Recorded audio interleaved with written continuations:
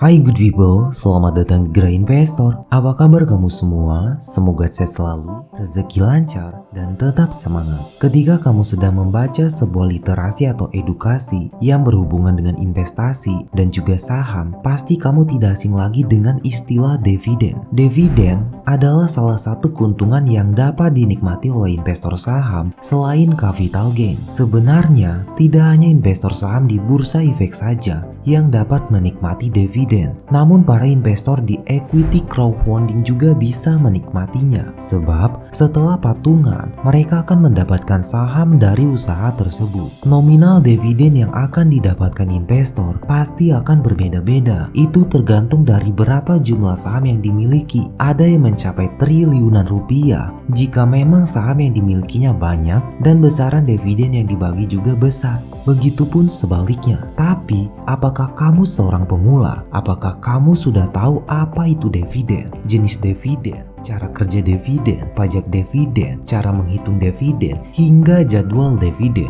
Apabila belum, yaps, kamu berada di video yang tepat. Kita akan bahas semuanya secara detail di video ini. Jadi, pastikan kamu sudah subscribe pada channel ini supaya kamu tetap berada satu langkah di depan untuk mencapai sebuah kesuksesan.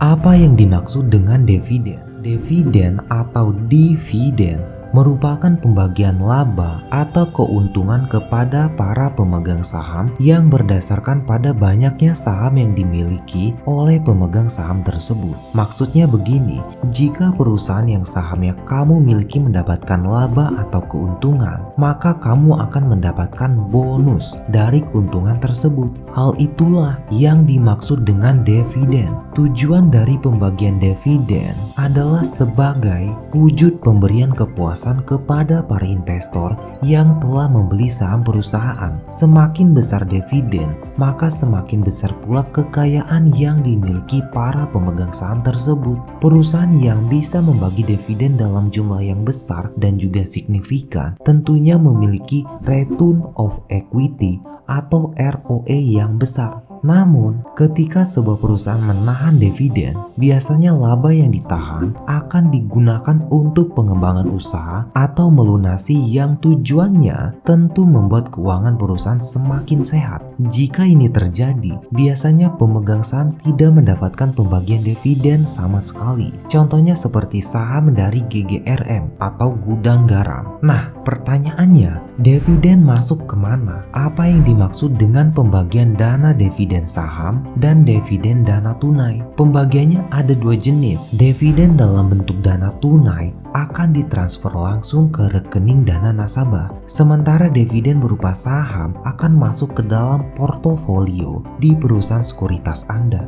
Biasanya ada semacam notifikasi berupa pesan email yang masuk ke akun email yang sudah kita daftarkan untuk membuat rekening saham. Jenis-jenis dividen. Pembagian laba kepada para pemegang saham atau dividen ternyata ada jenis-jenisnya loh. Masing-masing memiliki pengertian yang berbeda-beda. Adapun jenis dividen sebagai berikut. Yang pertama, dividen tunai. Dividen tunai atau kas merupakan dividen yang dibagikan dalam bentuk uang tunai kepada para pemegang saham. Tentunya besaran dividen tunai yang dibagikan ini akan dikenakan pajak dari pemerintah setiap tahunnya yang dipotong langsung saat pembagian dividen tersebut. Setiap akun investor umumnya akan mendapatkan dividen tunai yang dibagikan perusahaan sebanyak 2 hingga 4 kali setiap tahunnya. Namun frekuensi pembagian dividen tunai ini tidak akan baku, tergantung dari performa masing-masing dari perusahaan tersebut. Yang kedua, dividen saham. Sesuai dengan namanya,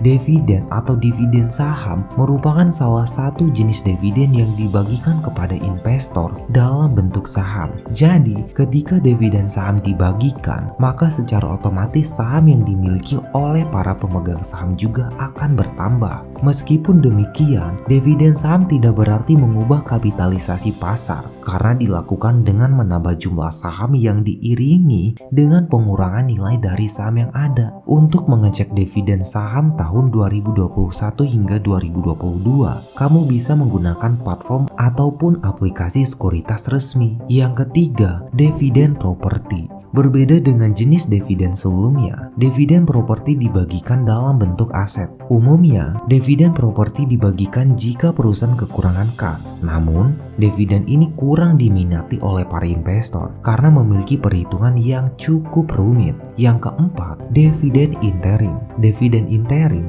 merupakan dividen yang dibagikan kepada investor sebelum perusahaan melakukan pembukuan tahunan. Dividen ini biasanya dibagikan pada pertengahan tahun, namun tidak menutup kemungkinan investor akan mendapatkan dividen final lagi di tahun yang sama. Contohnya dividen saham ini adalah pembagian saham interim yang dilakukan oleh PT Unilever Indonesia Tbk atau UNVR pada tahun 2019 lalu. Pada waktu itu, Unilever membagikan dividen final kepada pemegang saham pada bulan Juni tahun 2019.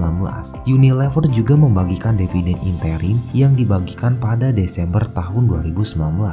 Yang kelima, dividen scrip. Dividen scrip kerap disebut sebagai dividen utang karena diterbitkan dalam bentuk surat hutang kepada investor. Biasanya menyatakan bahwa perusahaan akan membayarkan dividen dalam jangka waktu tertentu. Dalam hal ini, utang atau liabilitas perusahaan akan bertambah karena ada penerbitan utang baru, dan pastinya utang ini juga akan berbunga. Yang keenam, dividen likuidasi. Dividen likuidasi merupakan dividen yang dibagikan ketika perusahaan bangkrut atau pailit. Nantinya modal perusahaan akan dibagikan ke investor akibat likuidasi. Hal ini juga terjadi karena perusahaan tidak memiliki cadangan kas yang cukup. Cara kerja dividen. Dividen merupakan keuntungan lain yang akan didapat investor dari investasi saham di samping capital gain. Jika capital gain yang didapatkan dari pertambahan nilai saham yang terus bergerak, sehingga ketika saham dijual, investor akan mendapatkan keuntungan. Sedangkan dividen merupakan pembagian keuntungan yang memang dibagikan oleh perusahaan kepada investornya ketika perusahaan untung. Maka ketika kamu berinvestasi pada saham yang tepat, kamu akan mendapatkan keuntungan dari dividen dalam jumlah yang sangat besar. Cara menghitung dividen. Besaran atau nilai yang akan diterima oleh investor dari dividen tergantung dari berapa lembar saham yang dimiliki. Semakin banyak lembar saham yang kamu miliki, maka semakin besar juga nilai uang yang akan didapatkan dari dividen tersebut. Sebagai gambaran, untuk contoh kasus cara menghitung dividen, misalnya kamu memiliki saham dari perusahaan A dengan total kepemilikan saham sebanyak 500.000 lembar. Maka ketika perusahaan sukses dan mencetak laba yang besar dan akan membagikan dividen dengan nominal Rp50 pada investor, kamu akan mendapatkan perhitungan dividen sebagai berikut. Sehingga perhitungan dividennya Rp50 atau nominal dividen yang akan dibagikan dikalikan dengan 500.000 lembar saham yang kamu miliki, maka hasilnya adalah 25 juta, sehingga kamu akan mendapatkan dividen sebesar 25 juta rupiah. Cara pembagian dividen saham. Dividen saham merupakan pembagian keuntungan yang dibagikan kepada investor, sehingga pembagian harus sesuai dengan prosedur. Umumnya, sebelum membagikan dividen, perusahaan akan membuat pengumuman terlebih dahulu mengenai jadwal pembagian saham yang dipublikasikan melalui KSEI. Pertanyaannya, pembagian dividen saham berapa kali dalam satu tahun? Biasanya, periode waktu pembagian dividen ini akan terjadi setiap akhir periode laporan keuangan, yaitu 1 kali dalam 1 tahun. Akan tetapi, ada juga beberapa perusahaan yang melakukan pembagian dividen sampai 2 kali atau bahkan lebih dalam 1 tahun. Contohnya adalah untuk dividen interim. Berikut ini langkah mengenai cara pembagian saham beserta jadwalnya. Yang pertama, melakukan declaration date. Perlu diketahui bahwa terdapat proses declaration date yang akan muncul pertama kali sebelum pembagian saham. Tanggal ini merupakan waktu ketika perusahaan mengumumkan besaran dividen yang akan dibagikan kepada para investor. Yang kedua, cum dividen. Cum dividen merupakan hari terakhir pemegang saham dapat menerima hak pembagian saham. Maksudnya, pemegang saham berhak mendapatkan dividen ketika ia masih memegang saham perusahaan di tanggal cum date dividen. Misalnya, ketika kamu membeli saham perusahaan A pada saat perusahaan tersebut masuk ke tahap cum date, maka kamu berhak atas dividen perusahaan tersebut. Namun,